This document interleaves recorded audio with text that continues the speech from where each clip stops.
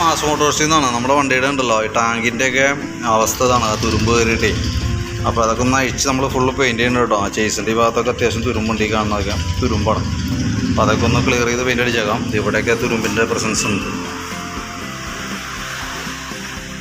അപ്പോൾ ഈ വളമോ അങ്ങനെ എന്തെങ്കിലും സാധനം ബാക്കിൽ വെച്ച് കെട്ടണമെന്നുണ്ടെങ്കിൽ എന്താ ചെയ്യേണ്ടതെന്ന് വെച്ചാൽ അത് അത്യാവശ്യം കഴിഞ്ഞാൽ വെള്ളം ഒഴിച്ച് ക്ലീൻ ചെയ്ത് കളയണം കേട്ടോ. കാരണം അതല്ലെങ്കിൽ നമുക്ക് പുറമേന്ന് അറിയാൻ പറ്റില്ല, ഫൈബർ പാർട്സുകൾ തുരുമ്പെടുക്കില്ല. ഉള്ളിൽ മെറ്റലിനകത്തേക്ക് പോകുമ്പോഴാണ് പ്രശ്നം. ഫൈബർ നമുക്ക് പുറമെ ഒരു ലക്ഷണവും കാണിക്കില്ല, ഉള്ളിലേക്ക് ആ ഇതിൻ്റെ ആസിഡ് പോലത്തെ ഒരു അംശം വരുമ്പോഴാണ് ഈ പ്രശ്നങ്ങൾ മൊത്തം തന്നെ കേട്ടോ. അപ്പോൾ അതൊന്ന് ശ്രദ്ധിച്ചോളാം. കാരണം ഇപ്പോൾ ഉള്ള കേസ് നമ്മൾ ക്ലിയർ ചെയ്ത് വിട്ടേക്കാം കേട്ടോ.